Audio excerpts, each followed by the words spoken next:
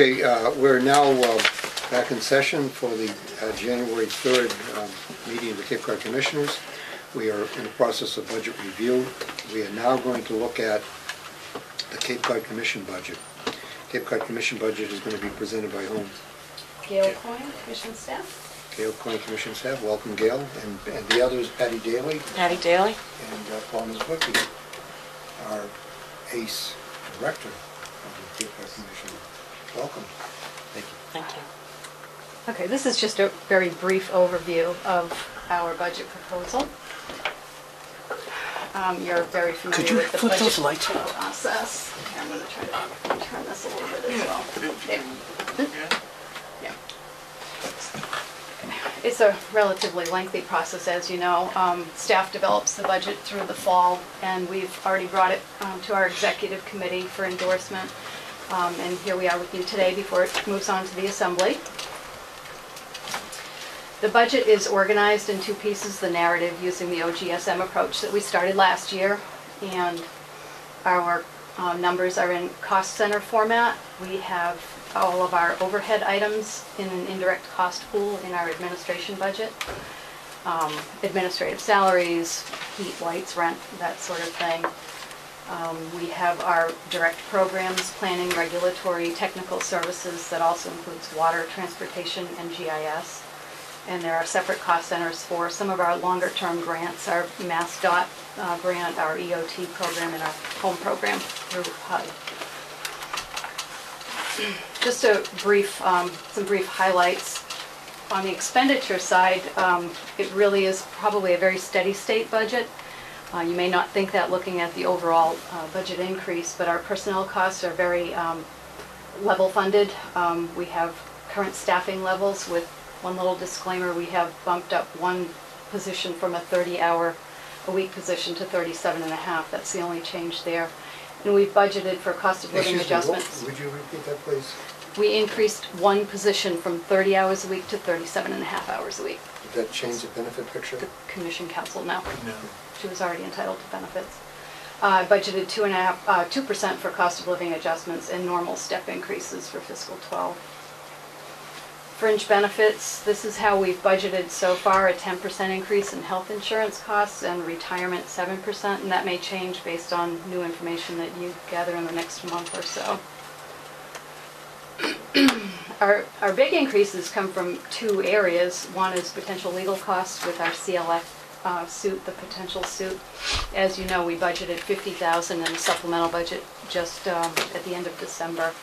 That's coming out of our legal reserves. We are asking for $200,000 in fiscal 12, and obviously if we don't need to spend it, we won't, and that'll go back into the fund. Another area of increase is technology. Staff has been working on a lot of needs, and we've identified the need for some added technology, basically some project management software and document management software to sort of get a grasp on all of everything that we do and be able to search for it and retrieve it quickly. It could potentially be one software package. We're looking at that this month with the IT department. They call that a portfolio management software, or it could be two separate pieces. We're just not sure yet. We've budgeted for that one-time expense in fiscal 12. On the revenue side, it is the third year in a row that the executive director has not asked for county funds. It's one of his goals. We have an increase of 2.5% on the commission tax. And here we've been very conservative. We expect the grants will be level funded. Department revenues we've also kept at the fiscal 11 rate. As you know, we've submitted a new fee schedule to the Assembly. Actually, I think that's been submitted for review. And if that passes, we expect to see some increases, but we decided to be conservative and keep our revenue estimates at current year's level. So the increases are funded from reserve funds. The legal reserve fund was currently at $500,000. We just reduced that by the $50,000 supplemental budget appropriation, and we're asking for another $200,000 from that legal reserve. And several years ago, when we thought we might be moving, we set up a building reserve of $150,000. We would like to use half of that for this one-time expense of the software that we'll need. And just looking at a graph of how the costs are allocated, you can see that, 3/4 of our costs are related to people, salaries and fringes with normal increases, and the big increases in other direct costs. And likewise, funding sources, the assessment is going to go up by 2.5%, and grants and fees, the department revenues would be stable with the increase coming from reserve funds. Just a little recap of the Commission's assessment and how it's a little different. There is a common misperception that we should have no problem with living within our 2.5% tax increase, similar to the towns, but it's very different. As you can see, the Commission doesn't capture any new growth, so there's no tax on new growth. We were established in 1990 with a $2 million tax cap, and it can only grow by 2.5% on that dollar amount. And over time, it's led to a significant constraint with our budget. One thing it does do, however, is keeps the cost per household down. In 1990, we had a $2 million tax. In fiscal 91, equalized property values of almost $27 billion, and a median home cost of $115,000 led to a cost per household of just over $8. And annually, yeah. And in fiscal 12, we'll ask for a $2.9 million tax with equalized property values of close to $86 billion, and with a median home value of $325,000, the cost per household is still only $10, a little over $10 annually. The budget narrative, as you know, we're using the OGSM approach. The county has adopted its strategic plan with the mission of enhancing the quality of life for Barnstable County citizens, and objectives of regional services, energy, environment, and economic development, internal operations, and public education. As you may know, the Commission also adopted a strategic plan last spring with the mission of keeping a special place special, and objectives of financial sustainability, technical excellence, regional consensus, and balancing environmental protection with economic progress. So staff worked this fall to incorporate all of those into its budget narrative, which I won't read to you, but we'll just highlight some of the areas that will be priority for us in fiscal 12. Wastewater continues to be the priority. It's probably the costliest area for Cape Codders, and we expect by the end of this fiscal year to have adopted the Regional Wastewater Management Plan and a technical bulletin to guide our review of local CWMPs. And we'll continue the watershed tour, bringing that to the watersheds that haven't been visited yet to garner some local support for regional solutions that are more cost effective. Wind continues to be a priority, dealing with the ocean management plan and the DCPC, and there's a potential for additional land-based DCPCs. In Upper Cape one was presented to you, and there may still be some talk of Cape-wide land-based DCPC from the Assembly. I'm not sure about that, and setting the regulations for that. And perhaps, I know there was a committee meeting just this morning on that very issue, and potentially bringing both the land-based and ocean criteria to the Assembly at the same time. Economic. Excuse me, perhaps when you finish with the budget presentation, you could give us a little bit more detail on that. Sure. Thank you. And economic development is another priority. Continue implementing. We've got funding from the EDC license plate funds for a regional business survey. Staff continues to pursue an economic development district designation that could potentially provide some additional funding opportunities for us, and ongoing work with the SEDS implementation, particularly the Open Cape high-speed internet access for Cape Cod, and working with IBM, the new partnership, to centralize a lot of water quality data and a Center for Excellence for Water Quality, and bringing that all together through a strategic information office, and potentially providing some additional opportunities for small businesses. Could I And just those are the quickly ask highlights. a question Sure. on that last picture? It showed the tie to the vineyard. Now, is that the tie that the vineyard has worked on and hired their own company to bring it, or is this part of That's- Open Cape? That's a wireless backup That's a wireless one. that Okay, Open that's Cape's not providing. There's a direct line that's coming across Okay. too. That's not Open Cape. Okay. There was a question I raised with George Hoyfelter because he was developing data with regard to some measurements, things that he was doing. And since this would be going into the data bank that is part of the, it's a part of the management piece of Sound effects. your partnership with IBM, I was wondering if you're exploring the area of using that as a contribution in kind to support, say our end of contribution. I don't think we talked to George specifically about that. IBM they have a list of people that they've interviewed, and we've tried to keep some distance from that so IBM can go and have very objective conversations with the folks that are out there. But the IBM project is in two pieces. One of them is looking at a strategic information office, and then focusing on this Center of Excellence for Water Resources. And so that's where the effort has been, is almost an example of how some of this regional database collection could work. There are clearly other opportunities, whether it's regionalized assessing or some of the other things that we could factor in after that. So there's sort of this umbrella strategic information office approach with a focus on water resources currently. But I'll definitely talk to George about that. Okay, I'm concerned that, that since we're all part of the same organization, that if we are making a contribution to make this work, and I know that there's that we have some responsibility of supporting our part of the partnership, but that the parts that we're contributing are recognized, with having some tangible value and offsetting any cash that we have to come up with. Yes. And we'll talk to George to see if it's consistent with what we're doing and it might count as an in-kind match. Okay. Having said that, we last Friday submitted to IBM. They've made another $50 million available globally through their Smart Cities program. And so we have applied for an additional $400,000 in technical assistance from that Smart Cities program.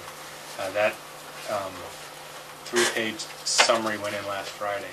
So, and they're not looking for any in-kind in that phase 2 endeavor. Excuse me, Mark. Oh, I'm sorry, sure. Yeah. Okay, do you have any other questions? No, I think you said. Okay. Thank you, Mark. All right. 5. According to what I see, this is all incorporated upon the assessment. You are not asking us for any money other than the license plate money that has part of an agreement that has a 3-year life.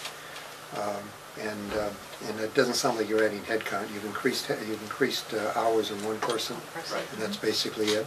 I don't think they're finished yet. No, Is that it? Yeah, the question mark came up afterwards, right? Oh, Yeah. I'm sorry. It was very well organized and to the point, and notice the we're not talking about specific money, I but didn't because you're realize. staying within the allocated amount, right? Yes. Okay, and that was your approach, right? Yeah, it's been my goal not to come and ask the county for any sort of generalized handouts, and that working with the EDC, the license plate money has a specific time frame associated with it and some specific projects, and if it's, I think it's more accountable that way. We can measure it, we can manage it, so it's been consistent with our approach over the last 3 years. Okay.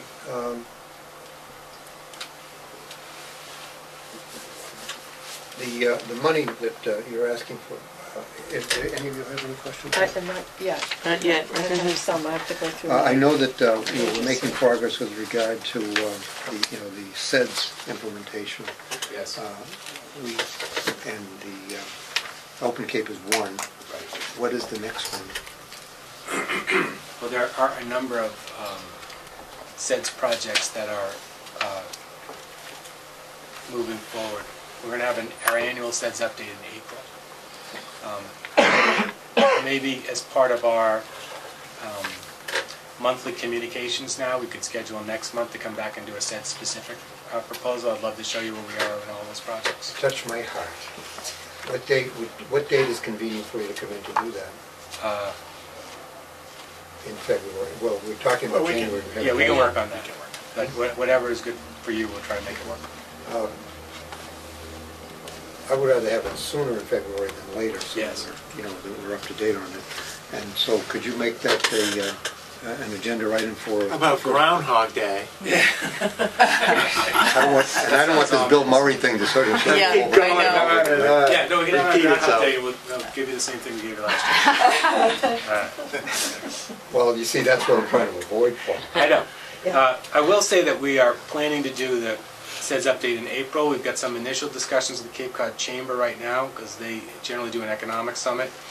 And IBM is doing a workshop in 2 weeks, I believe, and then I think we'll be able to leverage that. What we'd love to do is a multi-day summit that was part SEDS, part Chamber, part IBM experience, part Open Cape. And I think that would be really beneficial for the region.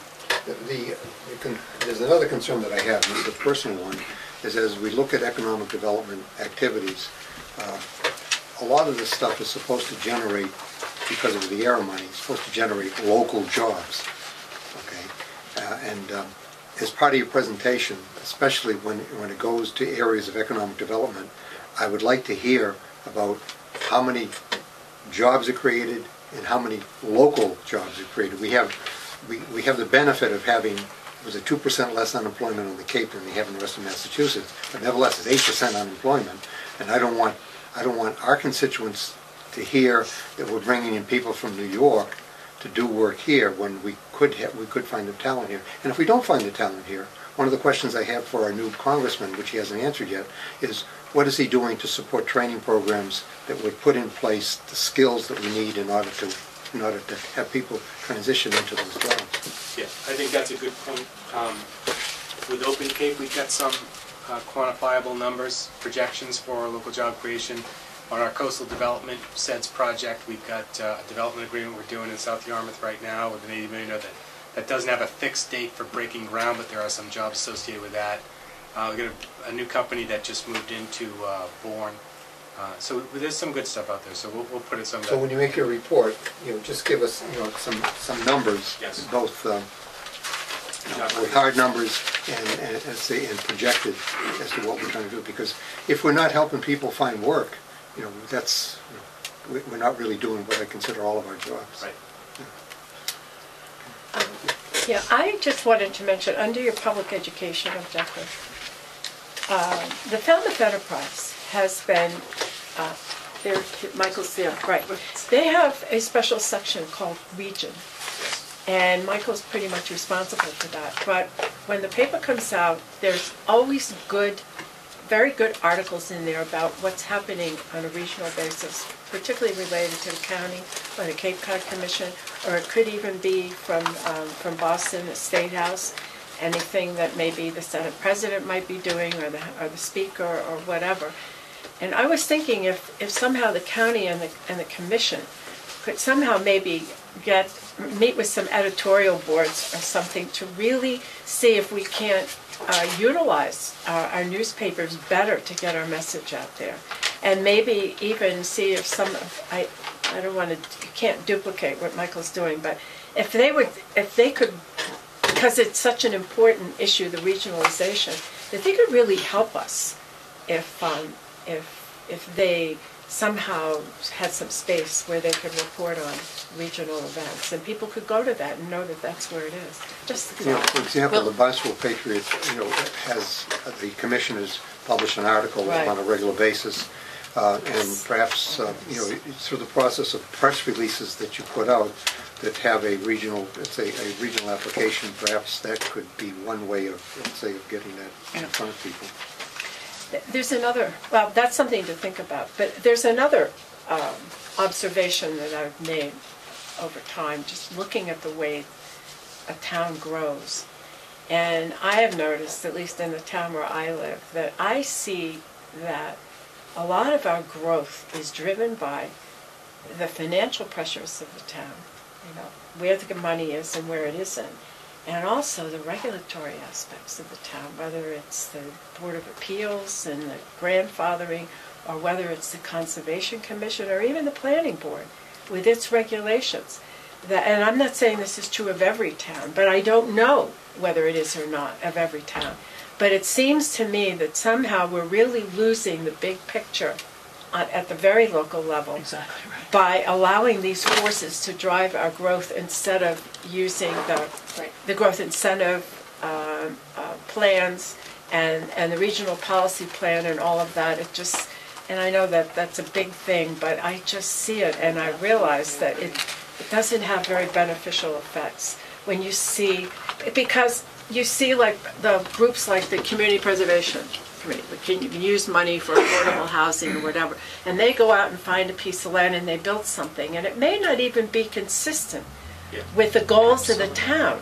Right. So somehow I think that's getting away from us. Well, actually, that's a planning issue that that we should perhaps we need to talk about, knowing what the inventory of projects are within a community, what each community is planning, and then relate what they are planning to the overall picture of what is suggested for the comprehensive plans that we have for the Cape. Now, there have been several agencies that that have tried to collect information on this. Business Roundtable, that we go to, talks about that. But in talking about that, I don't know where that information is distributed in a useful way. I know that it comes back to you, but I don't know if that information goes to the individual towns. And I know that they have the Society of Preservation of Cape Cod has always been making outreach to find out what different communities are doing in different areas. But somehow or other, we've never found a place where all of that data is, let's say, is collected. It was my hope that would be a piece that would be in here that that we could find it. The other piece is that, and I remember we heard this in Yarmouth, years ago, was that we would send somebody into the town, and whoever showed up didn't know what was going on in the town. They could have called up and said, what's going on in the town before they showed up, because it didn't make us look too good at that time. I know you've changed that. I have. Yeah, you have. Well, we have, and it really, as it relates to that issue, it's this concept of the reset team, which is part of our relationship with the EDC, where we can actually send 4 staff members into a town, and they actually work at the direction of the town, not in a top-down fashion. We put 1,000 hours in the Yarmouth last year and wound up with some really good plans around the Parkers River.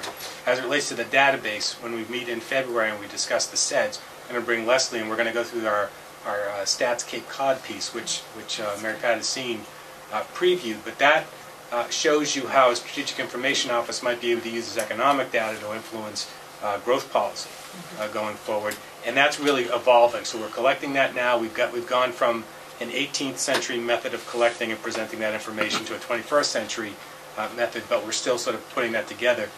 To Mary Pat's original point, though, it's all about the number one state policy that drives land use in Massachusetts is Proposition 2.5.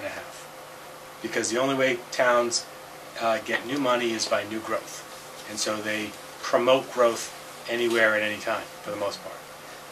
Our whole response in the regional policy plan and our move to use land use vision maps is to do the opposite, which is to direct that growth where we have the infrastructure to accommodate it, and then get out of the way with regulation in those areas, so that you provide a regulatory incentive for people to locate in the right place.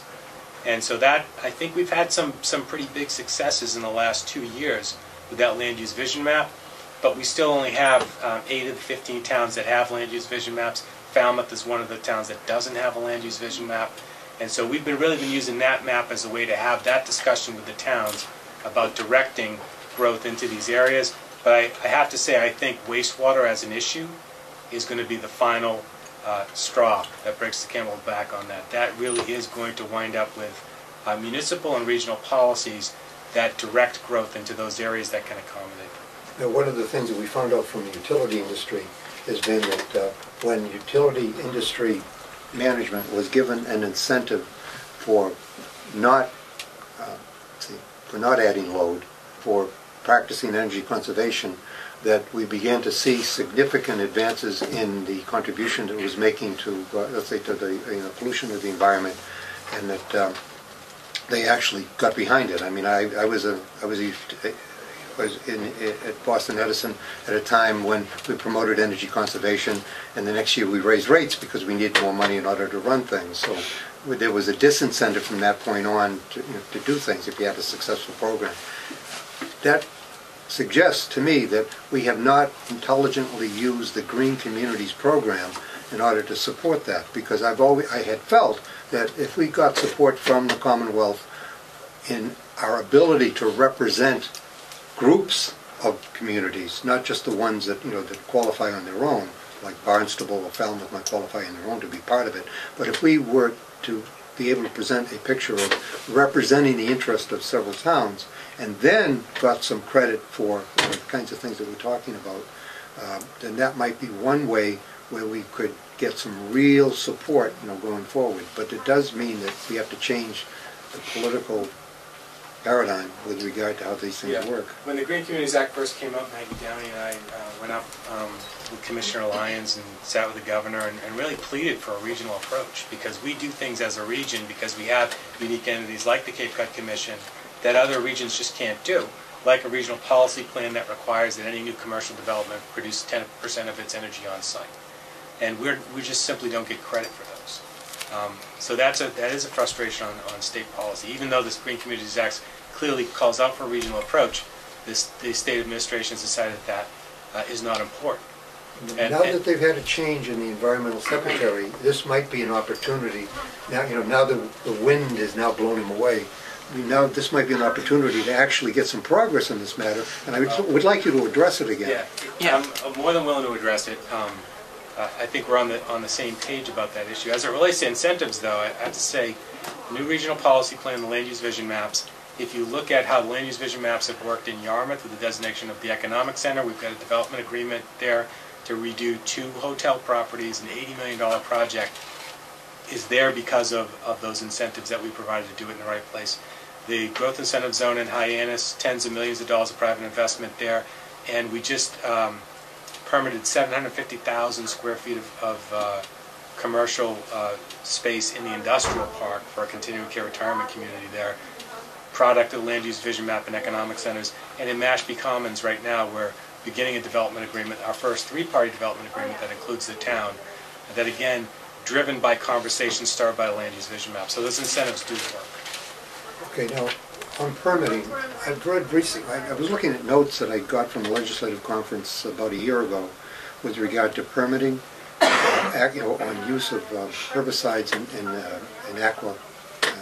aquatic environments. And it said that, was it the Sixth Circuit turned down, I think it was CW 39D, I'm not sure of the number, but essentially said that permitting requires a statement of non-herbicide, non-pesticide approaches to management, and I'm wondering if we have information on that, because I think this bears on the outcome of the Vegetation Management Committee activities that are going on. Yeah, I mean, that whole area is heavily regulated by the federal government, and then is a subset by the state government. I mean, the frustration in the NSTAR discussions that we've had to date is that we have exercised our complete jurisdiction, if not beyond our authority, in order to negotiate a time frame to have a prudent discussion. And what we've done in that time is to make sure that we've gone through a mapping process so that if NSTAR goes forward with its legal right to a vegetation management plan, we can ensure that it's done in the safest way possible. What's been frustrating is that NSTAR is playing by the rules as they are laid out right now. And I would be willing to consider an herbicide ban Cape-wide if we had the authority to do that. And some of our harshest critics tend to be members of the legislature that could actually promote the law that would give us the authority to do what they're complaining about that we're not doing. So that's it's very frustrating, but we've had direct conversations with the Secretary of Agricultural Resources on this, and it's very clear that state law permits and prohibits the use of herbicides, and we have really very little to say about it. And when we considered action against NSTAR last year, we considered a DCPC to look at their spraying procedures. And it was determined internally that it was not a legally defensible action to take. So we've done everything that we can to ensure that the public drinking water supply is safe. And really have come up with a top-notch plan that sets a national model for how you would go about making sure that a vegetation management plan that uses herbicides is done in a safe way. And we would be willing to do more if the legislature would act to give us the authority to do that. Well, I think that it's important for people to hear that, because I think that, there might be a perception that we are not willing to do more, but we do have to get their support. And since these same people will elect these legislative representatives, maybe those people need to take some responsibility for getting their legislative representatives to do what they feel is in their best interest. Now, if I can kick in on that, the legislative representatives will turn around and say, well, we need more information, we need all of the data, but without sometimes, for them to put forward legislation, I think that they could put the legislation and then, very much like putting your regs together, you can look at, once that legislation is in place, we have the authority to look at what are we going to look at, what are our parameters around that legislation. Almost like as though the Ocean Management Act gave us the plan that gave us some authority of what was going on in the water. They didn't say, this is how you're going to control it. They said, you're going to have some control over this. Work it out on how those parameters and regulations are going to be, because we're finally going to give it to you. And I think the legislators don't get that they can put forward that legislation and then have us hammer it out in public hearings and public meetings. And so that's going to be their pushback on that. Having been a part of the electric utility industry, is that they are significant supporters of different legislative venues. So I think that that's something that has to be factored into, let's say, in what we ask the legislators to do. However, people do have an ability to have their will supported, and I think that I'm using this particular opportunity to suggest to the public that they get what they are willing to support. And there is a price and a cost that's involved in this, but there's also an ability on their part to control an outcome by putting pressure on the people that they put in place to protect their interests to get what they want. And that is and I think we've defined that to be in the Commonwealth of Massachusetts, the Great and General Court. Now, having said that, I believe that we're prepared, because we are a planning and regulatory agency, to give advice and support as it goes forward. So it's not one that would be, we're not suggesting something that would be born on what I'd call the emotional content, but rather on the rational content of what we've discovered based upon our studies. That's been our action in negotiating a one-year moratorium from NSTAR and agreeing to do what we knew we could do and what we had the authority to do, and what really took a tremendous amount of resources in order to get GPS units and boots on the ground out in these rights-of-way to map these public and private wells. And that was a tremendous endeavor, and I think it's almost forgotten that's what we did. But I think we have to be careful about exercising our jurisdiction where we have jurisdiction and using our resources in a way that is wise, that's based on facts, that is actually going to protect the drinking water supply, instead of entering into an emotional debate that we have no control over because the legislature hasn't acted to give us the discretion to regulate that particular process. And indeed, I think we're asking for that discretion. Yes, we've been asking for it. It would be helpful when embroiled in a discussion about this to actually have some authority to do something about it. Yeah. Right. Thank you.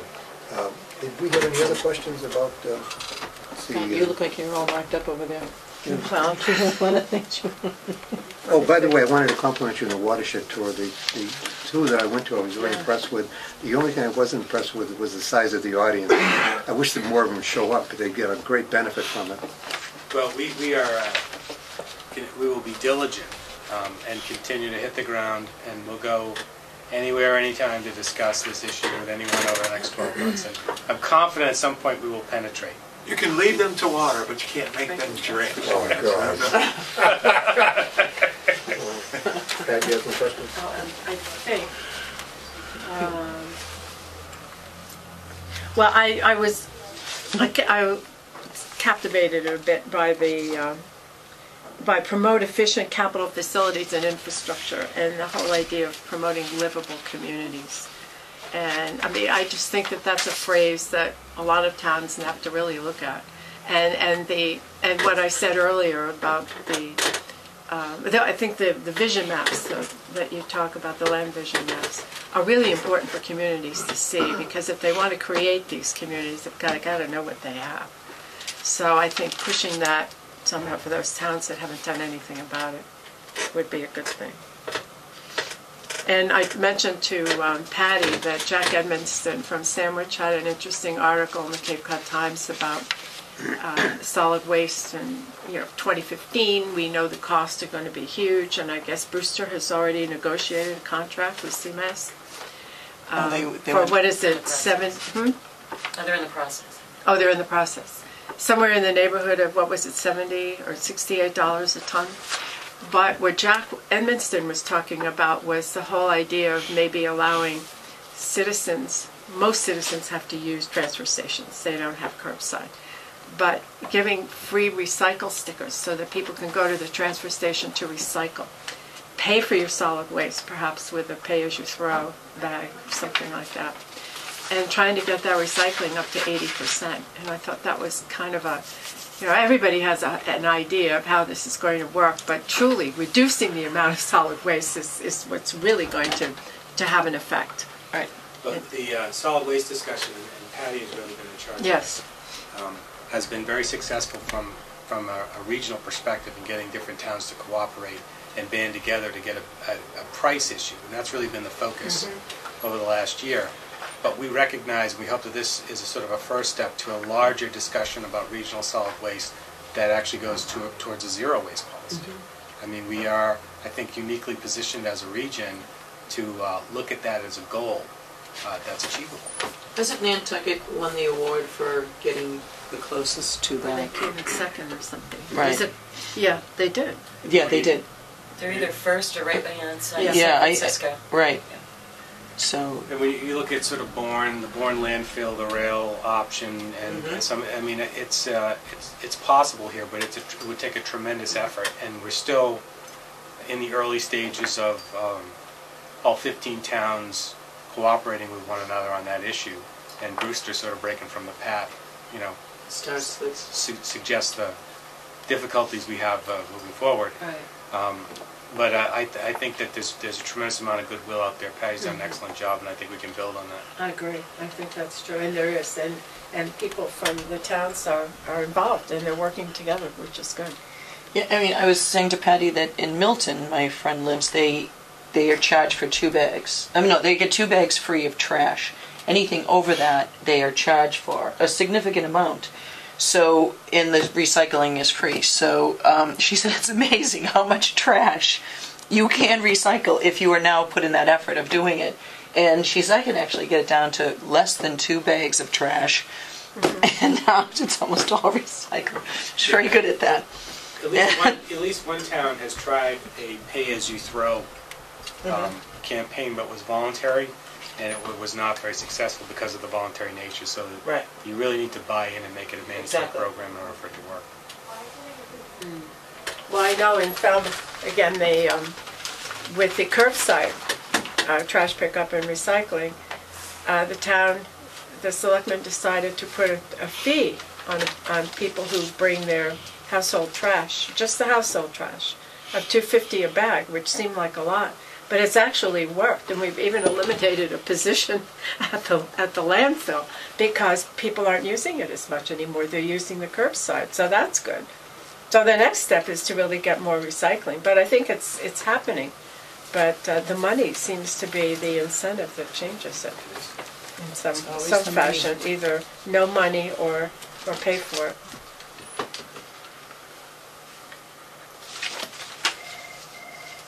Did you have something else, Pat? No, I'm really I'm very impressed with this whole plan. I think it's it's where we are and where we need to go. And I think you guys do a really, really good job. How does the year look coming up? I mean, are you going to be doing any internal restructuring, or is that I think we done we for had an now? initial discussion about that, and I think there are, I think we have to look at the commission, now how it's currently constructed. There have been a lot of changes in the last 3 years, and I think we are, where we've made structural changes, we've had significant success.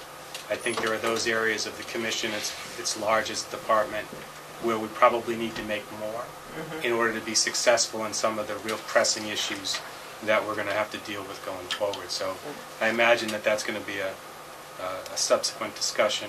I'm actually having a meeting with Maggie on Wednesday to begin that particular discussion. And one of the other things that keeps coming up too is sort of this issue of regionalization, and we've been approached recently by one town who has a building inspector vacancy, so they were interested in whether they could have the county or the commission hire a building inspector, and they would use them 2/3 of the time, and we might use them and see if we could farm that out. But there seems to be a real short turnaround on that, on being able to respond to that.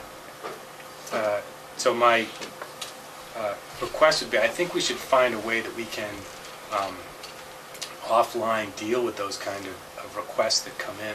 Right. Because There might have been 2 other towns that were interested, and Yeah, and those towns have to be brought in. And You know, Again, as it the relate- idea of having an inventory of say, planning activities and need within the community would be very helpful. Yeah, but even as it relates to building inspector, I mean, when we had our chief regulatory officer position open, we actually had a really interesting candidate who was a building inspector from one of the towns, and there's a unique value to the commission in having a building inspector around. We've had some problems in building inspector enforcement in some of these towns, and building relationships with building inspectors. We have compliance issues that they would be uniquely suited for. They would also be very helpful in the regulatory program as it came to crafting new minimum performance standards. So there's a synergy there that we don't really take advantage of right now, and if you look at the capacity of it, especially some of these smaller towns, to support full-time building inspectors, I think that this is an issue that's probably going to come up more in the future. To speak to the turnaround time, don't overlook the opportunity that would be provided by going to some of the larger towns on the Cape to find out whether or not they were in a position to support some of these smaller town needs, and you would act as an honest broker to do that. No, I think we can deal with that role of being the facilitator, and I think that that'll work, because obviously the workload in some of these towns is much heavier in the season and during the summer. But where they would be most useful to us is off-season. So it might be a way to sort of find the right efficiency and economy of scale for that position by defining a job description that was shared. Well, if there's 220,000 people that live here, and a medium-sized city is 220,000, I'm sure that they don't have 15 building inspectors. There you go. So the point I'm making is that perhaps there have been efforts to regionalize different types of activities in the Lower Cape, for example. Yeah. I don't know if they've looked at that particular area, but it seems to me that might be an easier way to integrate that particular activity in areas where it's recognized that a town of 5,000 that a building inspector could support a area of 15,000, for example. Well, I know that we had discussed a year or two back this sort of creation of an office of regional coordination, and it's still needed out there, I think. I mean, we have a number of DLTA projects that have been regional in nature. In order to carry this forward, that kind of consideration, even if it was some sort of ad hoc, county committee that was put together to consider these things, it might be a worthwhile endeavor. Something I've noticed recently too is because of the cutbacks in funding, I mean, towns are really getting pretty bare bones. The building inspector, the wiring inspector, and something towns have probably lost a lot is any enforcement officers, zoning enforcement. But the other piece to that is environmental enforcement, Yes. Through the Conservation Commission. So there's the building inspectors that go out and do their job, but then the enforcement piece of it is not there. And then what gets built isn't exactly what was approved. We find out. Well, that happens on the town level, and it's Yes. complicated. We have one town in particular where in the last 2 years we've had 2 projects, one that should have been referred to the commission and was not by the building inspector, and another more recent one where there was a clearing permit approved by the planning board that should have triggered commission review, and that didn't either. So there's, you know, we've got to find a way to have a more direct connection to the towns on compliance with the law. Well, that brings up a point that was a sore point for me when I was serving on the commission, was that we didn't really have what I would call the resources to have a compliance activity that had some teeth in it at the commission. We would, you know, I think with the first couple of months, there'd be a lot of attention paid, but over the long term, there'd be no follow-up, I would call, in a consistent way to ensure that the regulations that everybody agreed to at the time of, let's say, at the time of construction or the time of implementation of the project, there was no evidence that we had the ability to go back and insist that the regulations be followed other than what I would call an anecdotal, let's say, accident on site. Agreed, and I think that's where if we had a building inspector that was available regionally, we could facilitate that discussion. It could be more educational. Because when we have certain instances, especially this recent one where there's been, unauthorized clearing or clearing that should have triggered commission review, that's actually prejudicial to the project in front of the commission. So the planning boards, thinking that they're helping applicants, are actually hurting it. And I just don't think that they know that.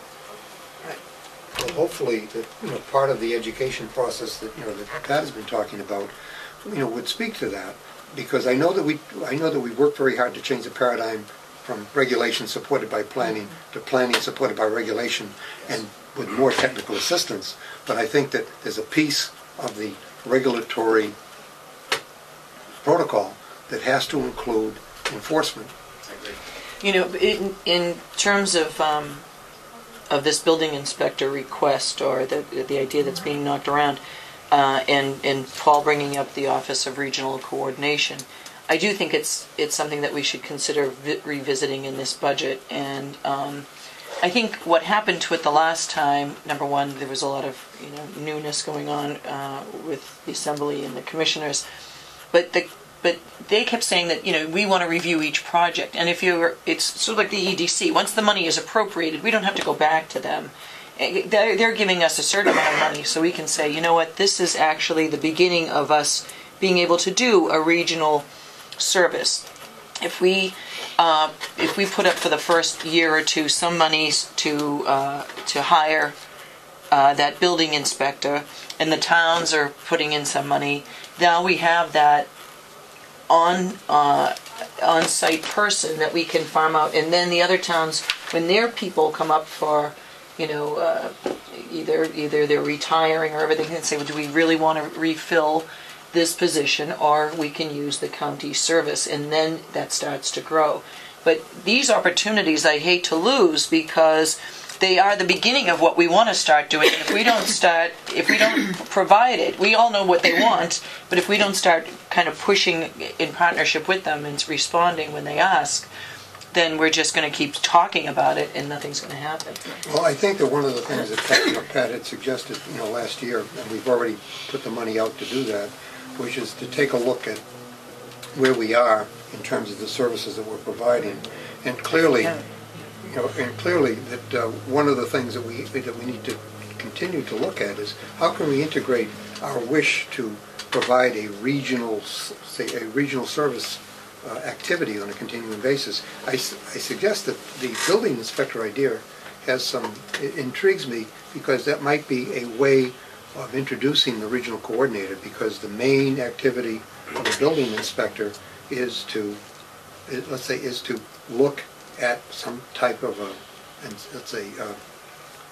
an observational and enforcement role, and this might be a way of creating that, where the building inspector role is an application of the coordination effort. Yeah. Right.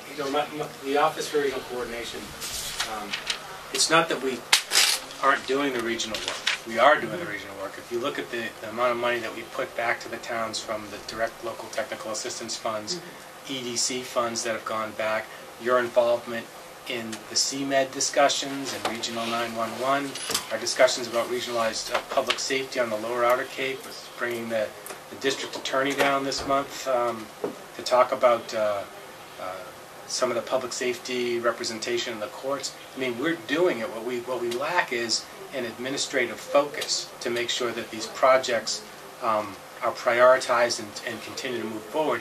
It's sort of ad hoc now, and I think we're doing a lot of it. First of all, we're not getting a lot of credit for what we're doing, but it's not as targeted as it could be, so we're not making progress as fast as we could if we put all of these issues together and had some administrative support for that going forward. And IBM will start to sort of put this together too from an information perspective, but building inspectors and regionalized assessing, these are all things that are starting to become very relevant and could wind up with some significant cost savings for towns, but we have no umbrella really to put this under. Another thing I've seen is through a grant, because I'm the closest to that, is an energy coordinator. Yes. That's helping make public buildings more energy efficient. And this person is able to come in for the time of the grant, maybe even beyond, to really make that work. And it's made a big difference, and it saves the town money in the long run. That's another part of the regional coordination, and I know that can be done through the Cape compact. Do that. I know. Yeah, we have a whole department. Right, oh, I know. But it's if still that was part, more- Okay, but I think It still what I'm filters gonna, what it sounds like, and it would be a useful thing for you to do, is to put together a description of the office again, as far as right now. Let us take a look at it, and and having something tangible in hand, we would have something that we could either support or not support, and then put that as a budget item and see what